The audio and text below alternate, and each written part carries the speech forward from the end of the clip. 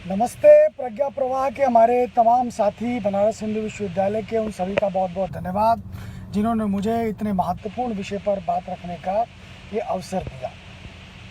जैसा कि हम लोग सभी जानते हैं कि आज का अपना विषय जो है वो बाबा साहब भीमराव रामजी अंबेडकर का राष्ट्रीय चिंतन। हम बाबा साहब किस प्रकार से राष्ट्र के बारे में अपनी चिंता को व्यक्त करते हैं, या बाबा साहब अंबेडकर किस प्रकार का विचार भारत के राष्ट्र के लिए रखते हैं, या अंतर्राष्ट्रीय स्तर पर क्या विषय सब रखते हैं, उन सब विषयों को लेकर के हम लोग आज बात करने वाले हैं। अब राष्ट्रीय चिंतन रखने का की आवश्यकता क्यों पड़ती है? बड़ा अच्छा है कि हमारे बनारस हिंदू विश्वविद्यालय के जो प्रबुद्ध जन हैं उन्होंने बड़ा अच्छा विषय चुना, राष्ट्रीय चिंतन। क्योंकि बाबा साहब अंबेडकर को तो अक्सर केवल और केवल एक समाज के नेता के रूप में ही बताने का प्रयास किया गया। बाबा साहब अंबेडकर के बारे में ज़्यादा से ज़्यादा इतना कह दिया गया कि संविधान को बनाने वाले थे, ड्राफ्टिंग कमेटी के चेयरमैन थे। इससे ज़्यादा बाबा साहब अंबेडकर के बारे में लोग जाने ऐसा न सरकारों ने प्रयास किया और न समाज में चर्चा में ये विषय आया।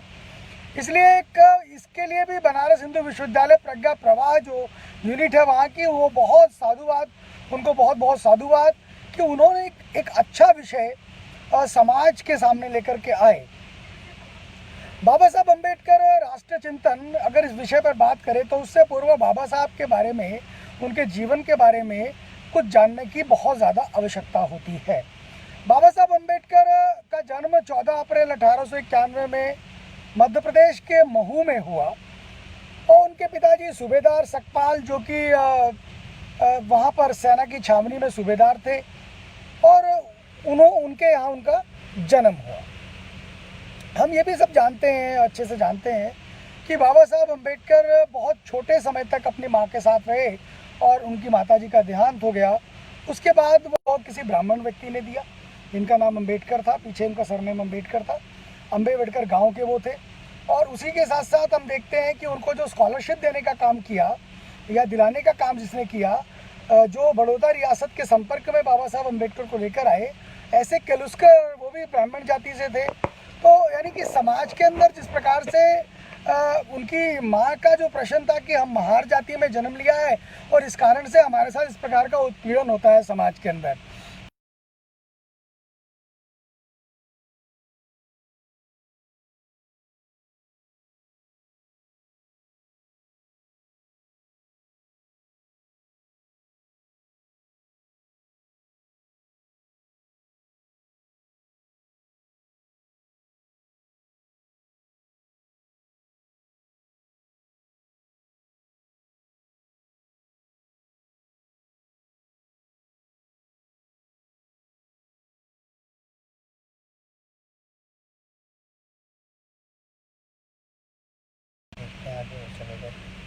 तो इस प्रकार से समाज के अंदर दो प्रकार की धाराएं भिन्न भिन्न तरीके से चली। जहाँ पर एक तरफ सकारात्मक लोग थे जो कि समाज में समता को स्थापित करने का प्रयास करे, तो उस दिशा में अंबेडकर को का जो पूरा का पूरा उनका किस प्रकार से उनकी शिक्षा हो पाए, किस प्रकार से उनको तमाम तरह की सुविधाएं मिल पाए, है ना, क्योंकि मेधाविता उनमें थी। इस कारण से तमाम केलुस्कर हो या अंबेडकर गुरु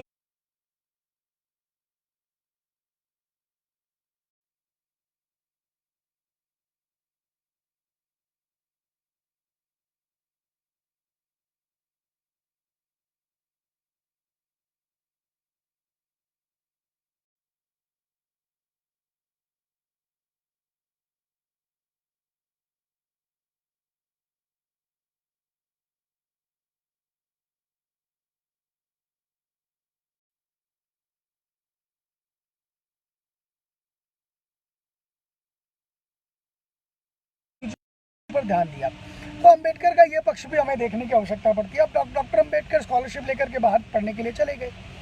जब पढ़कर आए तो उनको लगा इस देश की जो स्थिति है, जो उस समय की स्थिति थी, उस समय की स्थिति में परिवर्तन जरूर आया होगा। अब वो जब आए तो क्योंकि अनुबंध किया था बड़ौदा रियासत के साथ, बड़ौदा रियासत के अनुबंध के अनुसार अंबेडकर जब वापस आएंगे तो वहां पर जाकर के वो सरकारी चपड़ासी उनको पानी पिलाने से परहेज करता है, उनकी फाइल पर पानी का छींटा मारकर उसको उठाता है। इस प्रकार के तमाम सारे देखते हुए अम्बेडकर के मन में आता है कि मैंने कॉलेज के अंदर, सिडनी कॉलेज के अंदर वो एज ए प्रवक्ता पद पर, प्रोफेसर के पद पर वहाँ काम करने लगते हैं।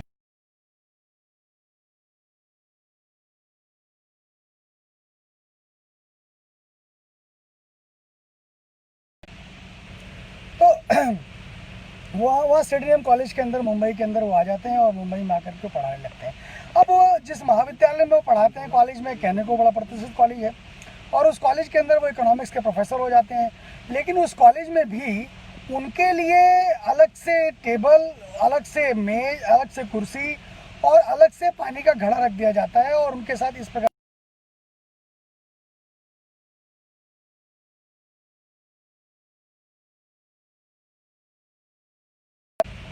अम्बेडकर को लगता है कि अभी भी समाज के अंदर वो चीज़ें बदलाव नहीं आई, वो भी नौकरी छोड़ देते हैं। ठीक है, दूसरी नौकरी बाबा साहब अम्बेडकर छोड़ते हैं। उसके बाद फिर वो वकालत के पेशे में चले जाते हैं। वकालत के पेशे में जाते हैं तो वहाँ देखते हैं कि जज साहब उनको कहते हैं कि भाई 8 फुट की दूरी से मुझसे बातचीत करिए। अच्छा, उनके पास केसेस आते नहीं है।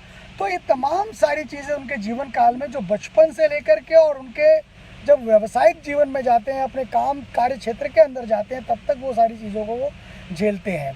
तो इसलिए कई बार मैं कहता हूँ कि कोई अगर चीखा है तो कोई तड़पन रही होगी, कोई यूं ही नहीं रोता, कोई तो बात होगी।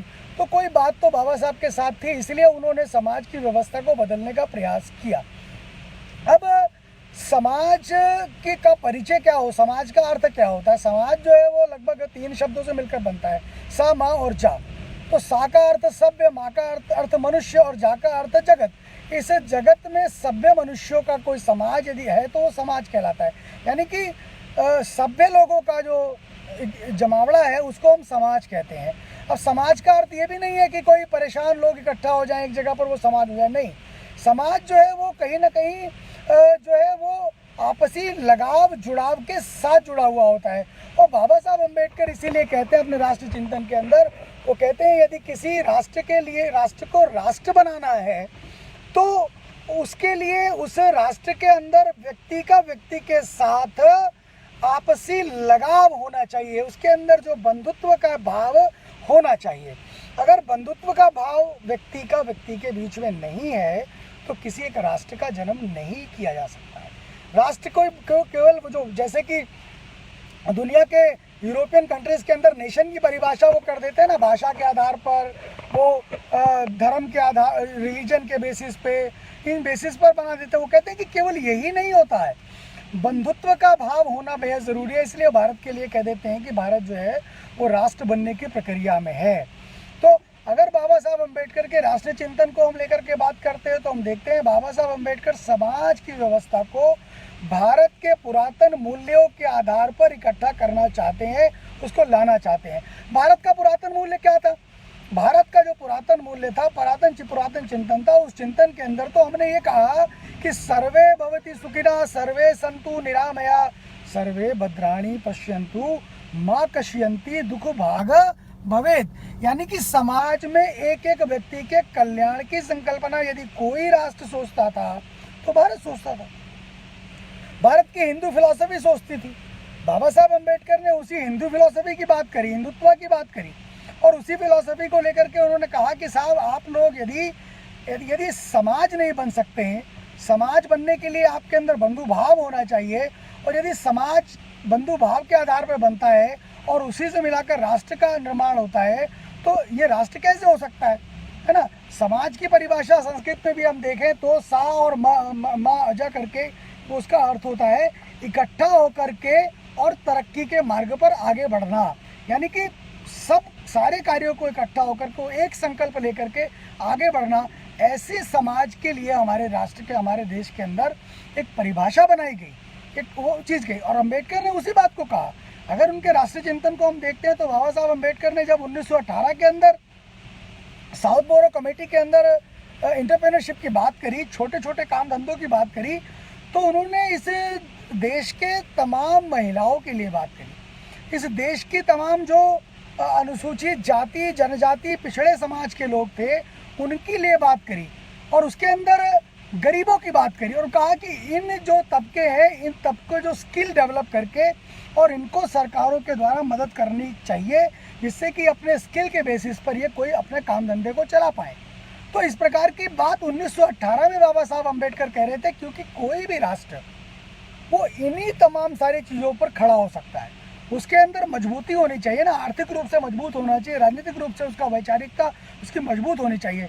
तो बाबा साहब ने, अम्बेडकर ने ब्रिटिश राज के अंदर 1918 में साउथ बोरो कमेटी के सामने एंटरप्रेन्योरशिप की बात करी थी। और वही हम देखते हैं उनके राष्ट्रीय चिंतन में, हम देखें कि बाबा साहब अम्बेडकर क्या कह रहे हैं। बाबा साहब अम्बेडकर 1923 के अंदर, 1923 के अंदर वो क्या कह रहे हैं, 1923 में वो कह रहे हैं कि कोई नेशनलाइज बैंक होना चाहिए इस देश के अंदर।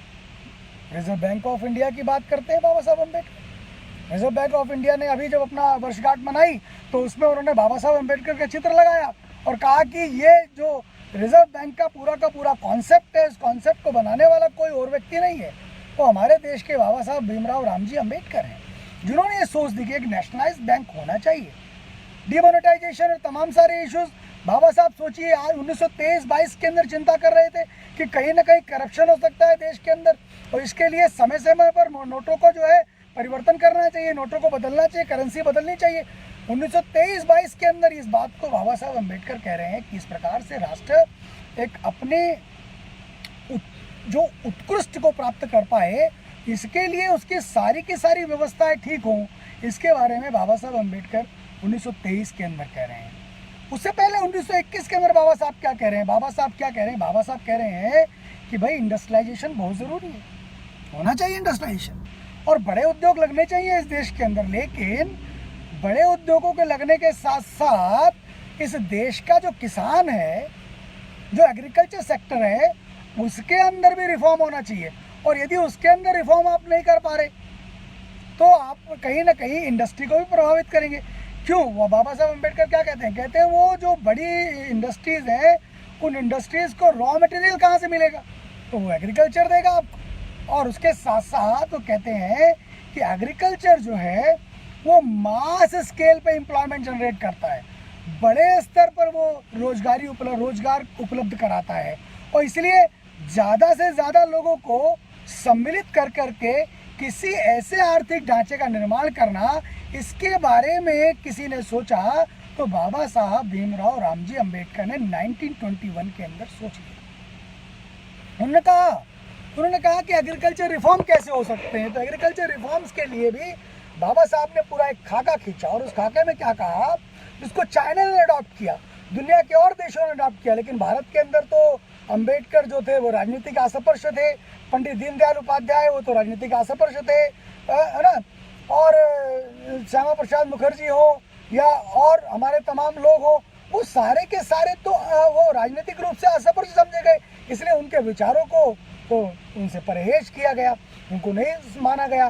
तो आप सोचिए कि 21 में जो आदमी, जो इसका विज़न कितना बड़ा था इस राष्ट्र के लिए, वो क्या कह रहे थे, वो कह रहे थे कि आप एग्रीकल्चर के अंदर जो जोतों का आकार है वो बहुत छोटा छोटा है, और छोटे जोतों के आकार होने के कारण से एग्रीकल्चर प्रोडक्शन प्रभावित होता है ना, इसलिए जोतों के आकार को बड़ा करना चाहिए, यानी कि कलेक्टिव फार्मिंग के, जिसको अभी नरेंद्र मोदी सरकार ने कलेक्टिंग फार्मिंग के नाम दिया। तो बाबा साहब 21 में कह रहे हैं कलेक्टिंग फार्मिंग होनी चाहिए, यानी कि सामूहिक खेती होनी चाहिए।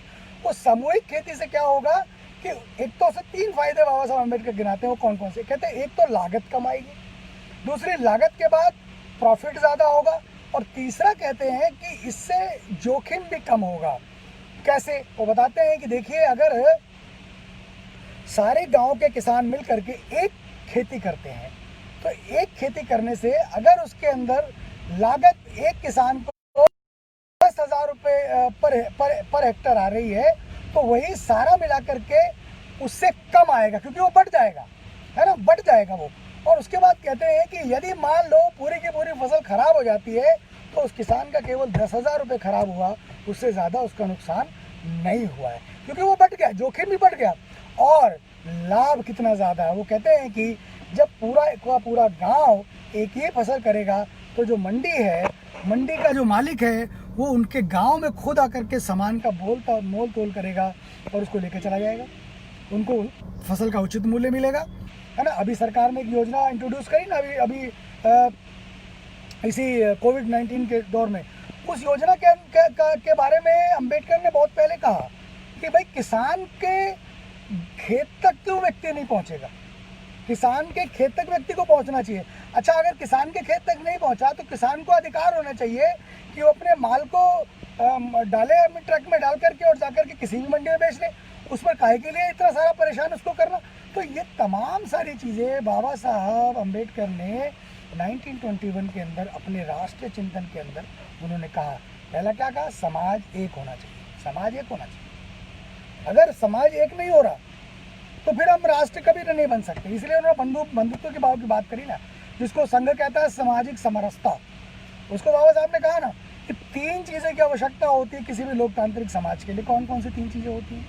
नंबर 1 समानता, नंबर 2 स्वतंत्रता और नंबर 3 बंधुत्व। तो कहते हैं समानता और स्वतंत्रता जो है वह तो कानून से आ सकती है ना। जैसे बाबा साहब अम्बेडकर क्या कहते हैं संविधान सभा के भाषण में, वो कहते हैं कि आज से सारे लोग इस देश के पॉलिटिकली वो इक्वल हो गए, वो राजनीतिक रूप से एक हो गए हैं। क्यों, कैसे हो गए? 1 वोट 1 पर्सन एंड 1 वैल्यू, एक मत, एक व्यक्ति और एक उसका मूल्य। अब चाहे वो राजा हो, चाहे वो प्रजा हो, या कोई हो, सबको एक ही वोट डालने का अधिकार और सबके वोट का एक ही मूल्य है और एक ही व्यक्ति। तो राजनीतिक रूप से सब अलग, अब सब एक हो गए, लेकिन सामाजिक और आर्थिक रूप से सब समान नहीं है। और इसलिए अम्बेडकर 1980s के अंदर से वो जो आर्थिक रूप से समाज कैसे ठीक हो, है ना, जिसके बारे में पंडित जी क्या कहते हैं, पंडित दीनदयाल उपाध्याय ने एक बड़ी अच्छी फिलॉसफी उसमें इन्होंने दी कि जो स्मॉल स्केल इंडस्ट्रीज हैं, जो कुटीर उद्योग हैं, उन कुटीर उद्योगों को अगर प्रमोट किया जाए सरकार के द्वारा, चीज़ें करी जाए, तो बहुत सारी चीज़ें बदल सकती हैं देश के अंदर। आज सरकार ने जो योजनाएं बनाई, इस लॉकडाउन में योजनाएं बनाई, उन योजनाओं के अंदर आपको देखने को मिलेगा कि वो जो स्मॉल स्केल इंडस्ट्री का जो सेक्टर है, जो कि बहुत बड़ा एमएसएमई का सेक्टर है, उस एमएसएमई के सेक्टर को कैसे प्रमोट किया जाए, कैसे प्रमोट कर दें जिससे कि इस देश के मैक्सिमम लोगों को हाथों का काम मिल सके, मैक्सिमम लोगों का यूटिलाइजेशन हो सके देश के डेवलपमेंट के अंदर। बाबा साहब अम्बेडकर आज से कितने सालों पहले इस बात के बारे में कह रहे थे कि आर्थिक रूप से भी इस देश के अंदर एक इगैलिटेरियनिज्म की सोसाइटी, यानी समता मूलकता की सोसाइटी का जन्म किया जाना चाहिए। और सामाजिक में तो आप देखते ही हैं बाबा साहब अम्बेडकर का पूरा चिंतन जो है भारतीयता को लेकर के, भारत के दर्शन को लेकर के, है ना। उस भारत के दर्शन में वो समान आकुति समान हृदयानि समान करके वो एक श्लोक आता है ना, ऋग्वेद का अंतिम श्लोक है, उस श्लोक को लेकर के तो बात करते हैं। बाबा साहब संगच्छत्वम संबद्धत्वम की तो बात करते हैं, बाबा साहब सैनो बनुत्व की ही तो बात करते हैं। बाबा साहब एकम सद विपरा बहुधा वदन, उसी की तो बात कर रहे हैं। उसी के चिंतन में तो वो बार बार कह रहे हैं कि भैया समाज के अंदर तो सारे लोग एक हैं। जब सारे लोग एक हैं तो फिर भेद किस लिए? और यदि समाज में भेद है तो फिर बंधुत्व नहीं आ सकता, और यदि समाज में बंधुत्व नहीं आ सकता तो फिर हम कहना मना कर दें कि भारत एक राष्ट्र नहीं, हम मना कर दें भारत एक राष्ट्र नहीं हो सकता, क्योंकि बंधुत्व होना तो एसेंशियल है, इम्पॉर्टेंट है, वो होना ही चाहिए, है ना। और भारत में जब बंधु भाव की कमी आई तब तक भारत गुलाम बना। इसके बारे में बाबा साहब अम्बेडकर का भाषण सुनने की आवश्यकता है। 1949 के अंदर पार्लियामेंट की जो अंतिम उनकी स्पीच थी, उस स्पीच के अंदर आप अगर सुनेंगे तो उसमें वो कहते हैं कि भारत के अंदर का जो समाज है वो बटा हुआ है। इसी बात को संदीप को फोन कर लो, इसी बात को 1925 जब राष्ट्रीय स्वयंसेवक संघ की स्थापना होती है, डॉक्टर हेडगेवार कहते हैं। डॉक्टर हेडगेवार क्या कहते हैं? वो कहते हैं कि हिंदू समाज के अंदर आपसी जो सौहार्द के भाव के अभाव के कारण से भारत जो है वर्षों गुलाम बन गया। बाबा साहब अम्बेडकर ने उस चीज़ को पकड़ लिया और उसी चीज़ को लेकर के उसी चीज़ को ठीक करने का काम पूरे जीवन किया। और उन्होंने कहा कि भाई सही बात है, इतना बड़ा हिंदू समाज, इतना बड़ा देश, यदि मैं हिंदू बार बार शब्द प्रयोग कर रहा हूँ तो इसलिए कर रहा हूँ कि भारत की पहचान ही हिंदू है। भारत और हिंदू अलग नहीं हो सकता, उसको आप रिलीजन में मत लेके जाइए। और यदि आप रिलीजन में ले तो बाबा साहब को पढ़ सकते हैं आप फिर से। बाबा साहब ने रिलीजन और धर्म के भेद को बताया है। धर्म अलग चीज़ है, भारत में धर्म की अवधारणा भिन्न है, वो हमारे कर्तव्यों से जुड़ा हुआ है। रिलीजन केवल और केवल वर्शिप से जुड़ा हुआ है, वो सेमेटिक है, अब्राहमिक रिलीजन है। हमारी संकल्पना अब अलग है, उनकी संकल्पना अलग है, वो वेस्टर्न का पूरी की फिलॉसफी है। तो इस पर इसको डिवीज़न करके भी हमको समझना पड़ेगा। तो बाबा साहब अम्बेडकर का पूरा जो चिंतन है वो इस सारी चीज़ों को केंद्र में रखते हुए कि किस प्रकार से डॉक्टर हेडगेवार ने बड़ा अच्छा उसमें एग्जाम्पल दिया है। डॉक्टर हेडगेवार क्या कहते हैं, संघ के संस्थापक, कहते हैं कि जब पानीपत का युद्ध हो रहा था इस देश के अंदर, तो उस समय भारत के भाग्य का निर्णय होने जा रहा था, कौन जीतेगा कौन हारेगा, उससे भारत के बारे में निर्णय हो रहा था, उसको गुलाम कौन। उस समय भारत की मैक्सिमम जो आबादी थी वो उस मैदान के बाहर बैठ करके या देश के अंदर बाहर बैठ सिर्फ सुनने के लिए आतुर थे कि कौन जीता कौन हारा। भारत के भाग्य का निर्णय होने जा रहा था और हम लोग सिर्फ ये सुनने के लिए आतुर थे कि कौन जीता कौन हारा। अगर हम भारत लड़ता, यानी कि सारी जनता लड़ती, तो क्या मुट्ठी भर आए हुए लोग भारत को गुलाम बना सकते थे? नहीं बना सकते थे। तो इसलिए कहीं ना कहीं हमारे अंदर जो भाव की कमी थी, उस भाव की कमी के कारण से भारत गुलाम हुआ। और आज भी वही हो रहा। आज भी जो पॉलिटिकल पार्टीज होती हैं वो क्या कर रही हैं? वो पॉलिटिकल पार्टीज जाति के नाम पर, धर्म के, रिलीजन के नाम पर, मतों के नाम पर तमाम प्रकार के भेद पैदा करके तो समाज को बांटने का प्रयास कर रही हैं। बाबा साहब अम्बेडकर ने आज से कितने वर्षों पहले इस सारी चीज़ों को बताने की कोशिश करी। हुवर शुद्धराज को आप देखिए, हुवर शुद्धराज के अंदर बहुत सारे प्रमाण दिए बाबा साहब अम्बेडकर ने इस समाज के बारे में, इस देश के बारे में, कि भारत का समाज इस प्रकार का है ही नहीं जिस प्रकार का समाज आप बताना चाह रहे हैं। भारत के समाज में तो मातंग ऋषि हुए जो शवपाक की संतान थे, शवपाक चंडाल थे, मातंग भी चंडाल हुए, और मातंग के पुत्र पराशर ब्राह्मण हो गए, और पराशर के पुत्र वेदव्यास शूद्र हो गए, और वेदव्यास के पुत्र कौरव और पांडव क्षत्रिय बन गए। कौरव, पांडव और विदुर ये सब कौन बन गए? तो हमारे देश के अंदर इस प्रकार की कभी भिन्नता रही नहीं है। ये बाबा साहब अम्बेडकर ने अपने पूरे लेखन के अंदर बताया। हुवर शुद्धराज, एनिहिलेशन ऑफ कास्ट, जाति और छेद, ये दोनों पुस्तकें उन्होंने बहुत अच्छे से वॉल्यूम 13 जो है उसका पेज नंबर 52, उस पर अम्बेडकर बड़े अच्छे से बता रहे हैं कि भैया जो जाति और वर्ण का जो है ये एक, आप इसको एक मत समझिए। ये वो मान रहे हैं कि वर्ण में से कुछ जातियां जो है वो निकली है, पर जाति और वर्ण एक है, ऐसा नहीं है, ऐसा नहीं है, वो भिन्न है। क्योंकि वर्ण तो हमारे यहाँ पर कर्म पर बेस था, और इसलिए भगवान कृष्ण क्या कहते हैं, चातुर्वर्ण माया सृष्टम गुणकर्म विभागशः, ये चारों वर्ण मैंने बनाए हैं जो गुण और कर्म के आधार पर जन्म से कोई लेना नहीं। ये बाबा साहब अम्बेडकर कोट कर रहे थे, धनंजय कीर ने कोट किया। तो आप देखिए कि किस प्रकार से बाबा साहब अम्बेडकर समाज को एकजुट कर रहे हैं। किस लिए? क्योंकि राष्ट्र मजबूत बने। ये राष्ट्र मजबूत बनेगा तो भारत परम वैभव पर जाएगा। और इसीलिए आप देखते हैं जब बाबा साहब अम्बेडकर ने कहा कि मैं हिंदू समाज के अंदर पैदा हुआ हूँ, धर्म शब्द का प्रयोग नहीं कर रहा हूँ, हिंदू समाज व्यवस्था में पैदा हुआ हूँ, और मैं अब ऐसा नहीं करूँ, ऐसा मैं मरूंगा तो हिंदू समाज व्यवस्था के रीति रिवाजों के हिसाब से नहीं मरूंगा, हिंदू रिवाज परंपरा। उन्होंने बुद्धिज्म स्वीकार कर लिया। वो क्या था? वो भी तो हिंदू समाज का हिस्सा था, वो भी तो हिंदुत्व का, हिंदू धर्म का हिस्सा था, उससे तो भिन्न नहीं था। और इसको बाबा साहब खुद भी मान रहे हैं। बाबा साहब उससे अलग नहीं है। क्यों नहीं है आप बताइए? संविधान के अंदर जब जो पैनल कोर्ट्स, जो कानून बनाए गए, जो कानून है, वो कानून में निर्णय जो है, हिंदू मैरिज एक्ट जो है वो बुद्धिस्ट में भी लागू होता है, हिंदू के सारे कानून जो है वो बुद्धिस्ट के लिए भी लागू होते हैं। तो स्वयं से जब संविधान लिखा तो उस संविधान को लिखते हुए भी ये बता दिया कि ये जो चीजें हैं वो भारत का ही है। और उन्होंने कहा कि भारत के मूल का जो मत है, उस मत को मैं स्वीकार कर रहा हूँ। वो बुद्धिज्म था। बुद्धिज्म वही तो था भाई। बुद्धिज्म का पूरा आंदोलन किस लिए था? वही आंदोलन था जो डॉक्टर हेडगेवार ने जिसके लिए लड़ाई करी, जिसके लिए गुरु गोलवालकर ने लड़ाई करी, जिसके लिए बाला साहब देवरस ने लड़ाई करी, और जिसके लिए महात्मा गांधी और तमाम लोग हुए। उसी की लड़ाई तो बाबा कहा तो मैं राष्ट्र के साथ जाऊंगा। इस प्रकार की सारी चीजें बाबा साहब अम्बेडकर ने अपनी राइटिंग्स में लिख दी। तो हमें समझनी चाहिए।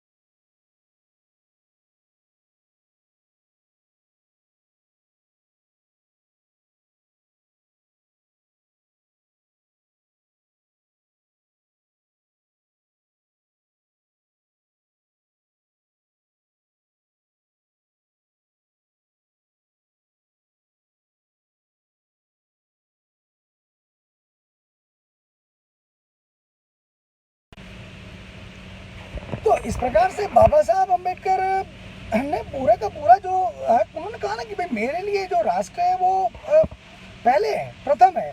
और एक और इम्पॉर्टेंट चीज़ देखिए इसमें समझने की है, बाबा साहब संविधान लिख रहे हैं, ड्राफ्टिंग कमेटी के चेयरमैन, और ड्राफ्टिंग कमेटी के चेयरमैन रहते हुए सारा विषयों को लेकर के वही जा रहे हैं, उसी पर चर्चा हो रही है, उसी पर संशोधन हो रही है, उसी पर बातचीत हो रही है, इसलिए उनको संविधान निर्माता भी कहा गया।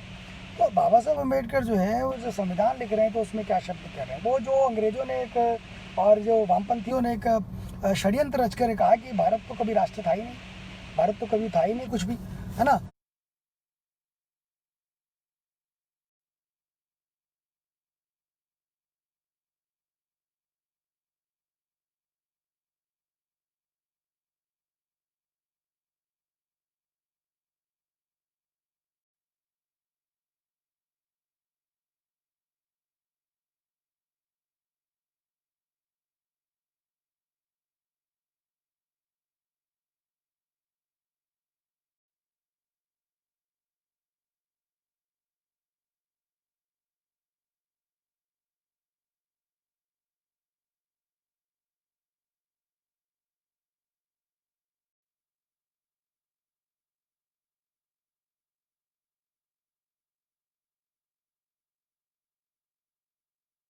तो बाबा साहब ने ये माना, हालांकि बंधुत्व भाव को तो उन्होंने कहा कि बंधुत्व भाव नहीं है इसलिए राष्ट्र बनने की प्रक्रिया में है, लेकिन फिर भी उन्होंने क्या कहा, उन्होंने कहा कि भारत यानी कि भारत कब से, तो बोला विक्रम संवत।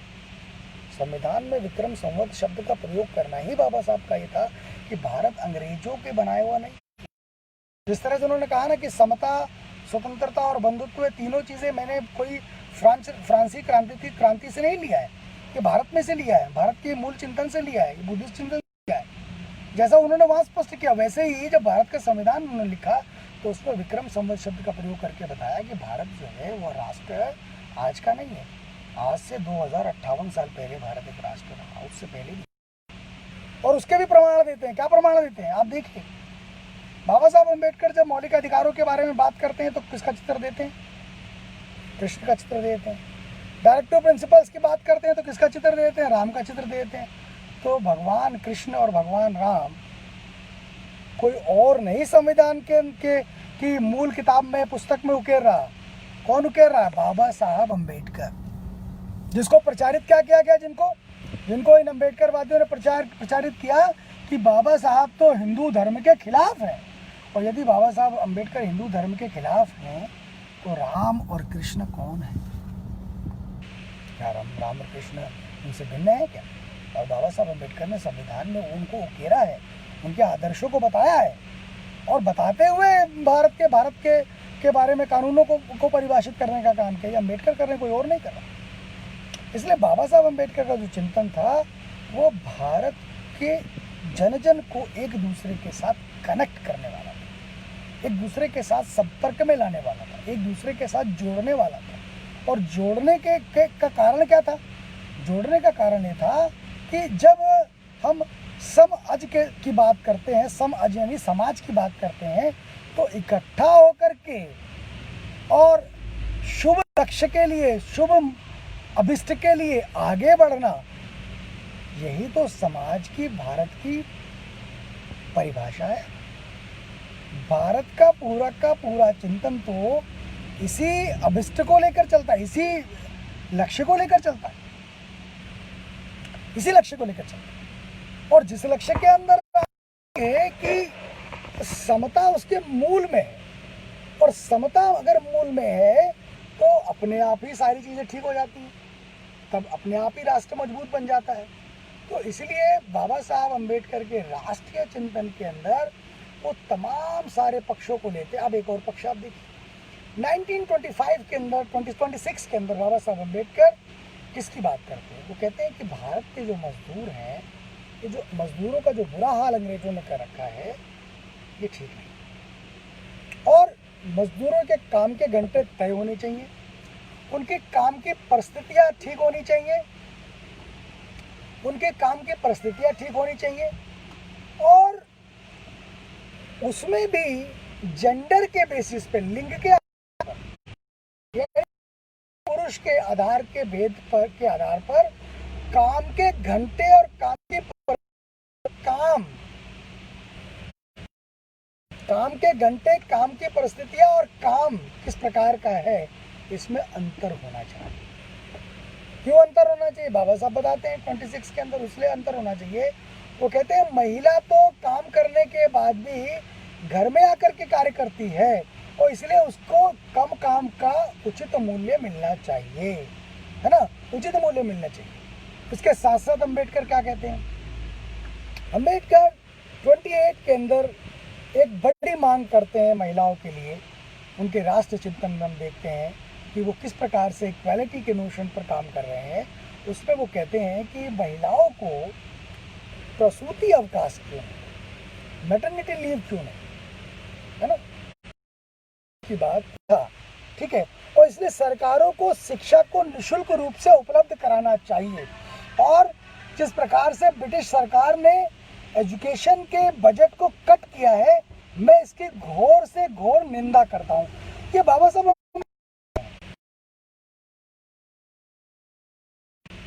और इसलिए बाबा साहब अम्बेडकर जो है वो एजुकेशन, और एजुकेशन में खासकर वीमेंस की एजुकेशन, खासकर दलितों की एजुकेशन, खासकर गरीबों की एजुकेशन, और खासकर रूरल एरियाज में एजुकेशन, इसको लेकर के उनका पूरा स्पीच आप सुनेंगे 29 का मोहम्मद लेजिस्लेटिव का, तो आपको समझ में आएगा कि किस प्रकार से वो सारी बातें उस समय वो कर रहे हैं। उसके बाद आप देखेंगे कि बाबा साहब अम्बेडकर ने समाज में एक छूटे हुए वर्ग को आगे बढ़े हुए वर्ग के साथ लाने के लिए प्रतिनिधित्व की बात करी, प्रतिनिधित्व की बात, है ना, जिसको बाद में लोगों ने आरक्षण का नाम दे दिया, तमाम तरह का नाम दिया। लेकिन उस प्रतिनिधित्व की बात बाबा साहब ने इसलिए करी क्योंकि उसके कारण से समाज के अंदर समता का जन्म होगा, समाज के अंदर समानता आएगी, और समाज के सारे लोगों का किसी विषय पर जो है, किसी विषय पर एक मत हो पाएगा। जैसा कि भारत की परंपरा थी, जैसे डेमोक्रेसी के बारे में बात होती है ना, अम्बेडकर ने इसका बड़ा अच्छा जवाब दिया। अम्बेडकर ने कहा कि डेमोक्रेसी जो है विदेश की नहीं है। ऋग्वेद के अंदर भी आप देखें गण, सभा और समिति के बारे में जिक्र किया गया है। गण हमारे यहाँ थे, सभा थी, समिति थी, क्या थी? सभा जनरल बॉडी थी, समिति जो थी वो छोटे कुछ विशेष लोगों का ग्रुप था जो जनरल बॉडी से निकल कर आते थे। समिति मिलकर राजा का चयन करती थी, और किसी भी बात का निर्णय जो होता था वो यही प्रक्रिया के द्वारा होता था। यानी कि डेमोक्रेसी हमें विदेशी सिखा सकते हैं क्या? नहीं सिखा सकते। डेमोक्रेसी हमारे यहाँ शुरू से थी, और उस डेमोक्रेसी के अंदर किसी प्रकार की असमानता नहीं थी, किसी प्रकार का उत्पीड़न नहीं था।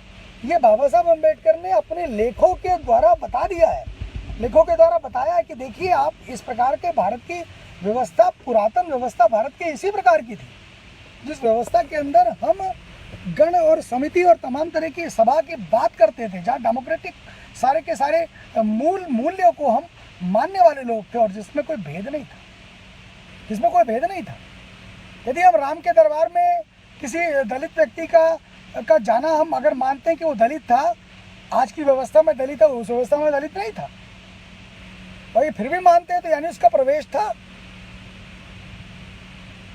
केवल राजा हो सकता है। उत्तर प्रदेश के 39% राजा जो थे वो दलित समाज के थे। ये कंवल भारती लिखते थे अपनी किताब के अंदर, इतिहासकार बताते हैं। जय आजमगढ़ का राजा त्रिलोकचंद हो, ये तो बाबा साहब ने भी कहा। तो इस प्रकार से समाज के अंदर भारत का जो चिंतन था वो हमेशा से इसी मूल पर चल रहा था। बाबा साहब अम्बेडकर ने कहा कि ये जो बंटवारा समाज के अंदर लोगों ने किया है, तो इसीलिए आर्यन नॉन आर्यन की थ्योरी को पूरा क्रिटिसाइज कर दिया बाबा साहब ने। आप सोचिए, तिलक तो आर्यन नॉन आर्यन की थ्योरी की बात कर रहे हैं, लेकिन वो तो कह रहे हैं न कोई आर्यन, सब आर्यन है, सब आर्यन, यहाँ नॉन आर्यन पार्यन का कोई मामला ही नहीं है। तो ये बाबा साहब तो सटीक कह रहे थे चीज़ों के बारे में। वो कह रहे थे भाई हमारा जो इतिहास है, हमारा जो विचार है, वह तो दुनिया को दिशा देने वाला का है। और हुआ क्या, जब इसके अंदर कहीं त्रुटियां आई तो फिर पतन हुआ है देश का। और देश के पतन होने के कारण से, सामाजिक समरसता के समाप्त होने के कारण से, हमारे अंदर भिन्नता आने के कारण से क्या हुआ, कभी शक आए, कभी हूण आए, कभी अंग्रेज आए, कभी मुगल आए, और सबने आकर के भारत भूमि को अधीन किया, गुलाम बनाया।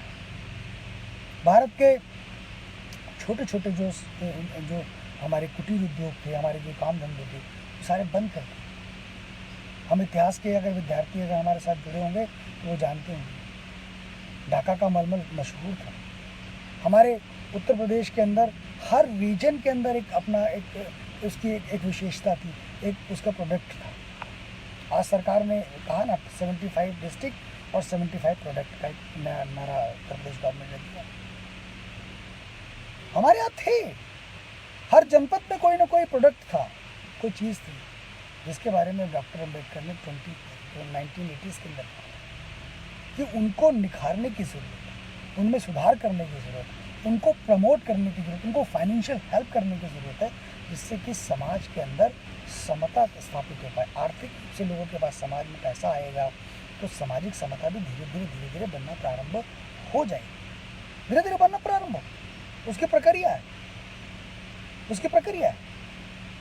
उनका राष्ट्रीय चिंतन समाज को जोड़ने वाला चिंतन था, ना कि समाज को तोड़ने वाला चिंतन था।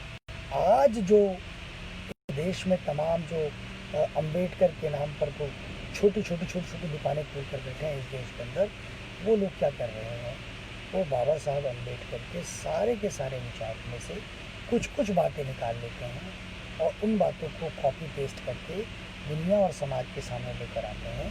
और जिसके कारण होता क्या है, जिसके कारण क्योंकि बकायदा रेफरेंस देते हैं। जैसे मैंने आपको रेफरेंस दिया ना कि वॉल्यूम 13 का पेज नंबर को लेकर बाबा साहब कहते हैं। मैंने आपको बताया कि जाति उच्छेद पुस्तक में बाबा साहब क्या कहते हैं, हूर शुद्राज में बाबा साहब क्या कहते हैं, वो मैंने आपको बताया। ऐसे ही वो क्या करते हैं, उसमें से कुछ चीज़ें निकालते हैं, उसके नीचे की लाइन नहीं निकालती, ऊपर की लाइन निकाली या बीच की लाइन निकाल कर उसको कोटेशन बना करके चला दिया और अरे बाबा साहब तो ये बात कह रहे थे, बाबा साहब तो राम का विरोध कर रहे थे, बाबा साहब तो समाज का विरोध कर रहे थे। ऐसा नहीं था। बाबा साहब ने अपने पूरे जीवन काल में केवल एक काम किया। वो काम क्या था, भारत कैसे एक राष्ट्र बन करके और विश्व गुरु बने, यही उनका अभिष्ट था। यही अभिष्ट राष्ट्रीय स्वयंसेवक संघ के हमारे तमाम पूरी परंपरा के अंदर मिला, एक अभिष्ट, एक लक्ष्य। इसलिए सुदर्शन जी ने कहा ना, कोपाहल्य सुतरम सुदर्शन जी हमारे जो सरसंघ चालक संघ के हुए, उन्होंने कहा कि डॉक्टर हेडगेवार का और डॉक्टर अम्बेडकर का एक ही अभिष्ट था, एक ही अभिष्ट था। और अभिष्ट क्या था, समाज में कैसे समता के सिद्धांत पर समाज खड़ा हो, समता के सिद्धांत पर कैसे समाज खड़ा होकर साथ साथ चले। जैसे हम कहते हैं ना, संगच्छत्वम संबद्धत्वम संभव बना से जानते है ना। जैसे हम कहते हैं ना, सेना हो तू सेना बनतु सैवीर्यम करवा वही तेजस्वीरा वही तो मस्तु महावीर विषा वही, यही बात कहते हैं ना।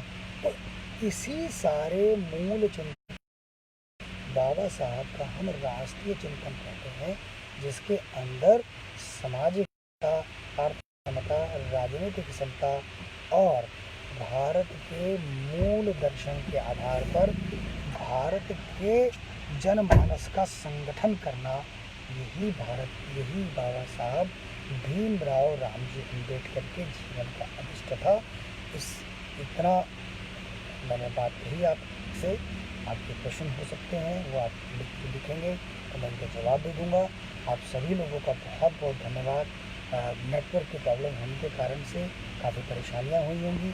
मैं अपनी गाड़ी के अंदर से बैठ करके बाहर निकल कर आप लोगों से बात करने के लिए आया हूँ। क्योंकि वहाँ पर नेटवर्क नहीं आ रहा था। इसके लिए मुझे भी क्षमा करिएगा कि मैं आप लोगों से उस तरह से कनेक्ट नहीं हो पाया, लेकिन आगे मुझे आप अवसर देंगे तो मैं फिर से अपनी बात रखूँगा इन्हीं शब्दों के साथ। भारत माता की जय, वंदे मातरम।